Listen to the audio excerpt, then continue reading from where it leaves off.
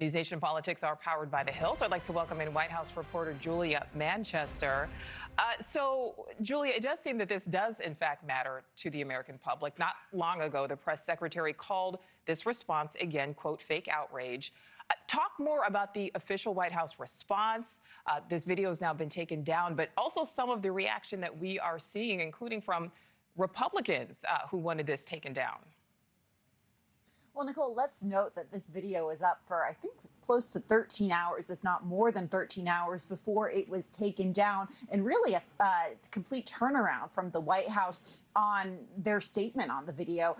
Caroline Leavitt at first saying this was fake outrage, brushing it off, but now blaming a staffer. I mean, that's normally considered a no-no, I think, in public relations, political relations. So the White House, I would say, is absolutely on the defense now. What makes this even more notable, Nichole, is that the White House is now fielding criticism from Republicans, and not just Republicans from vulnerable districts. We saw that Congressman Mike Lawler, for example, tweeted that the White House should apologize or take it down. But you're also seeing from Roger Wicker, Pete Ricketts, and Senator Tim Scott, who I would note is the only Black Republican senator. He's also the chair of the Senate Republican Campaign Committee. So these are very senior Republicans really telegraphing to the White House that this is not a joke and it should be taken seriously. Yeah, and Pete Ricketts, I mean, comes from Nebraska. That is my home state. It is a very Republican-leaning state. Julia, even if the White House at some point does say this was a mistake, again, right now they're blaming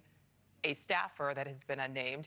This is still a blatantly racist meme of a former president and a former first lady posted on the President of the United States social media platform in the first week of Black History Month.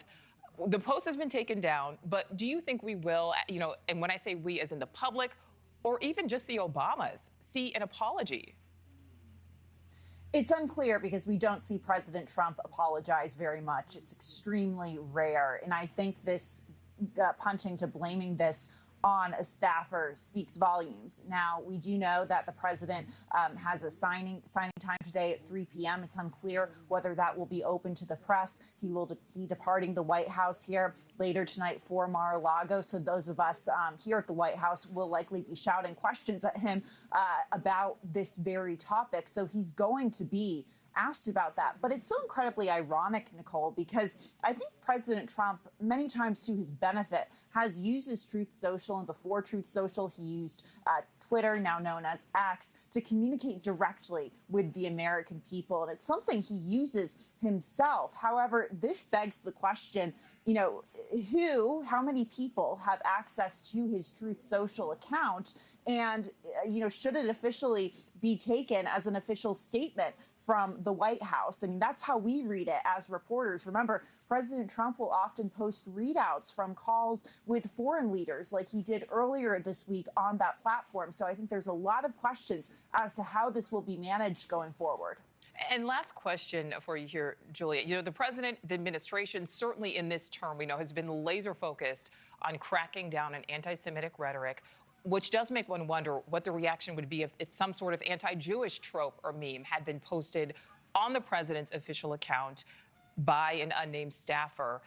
Can you talk more about who actually physically is typing this stuff out and is making the president's social media posts?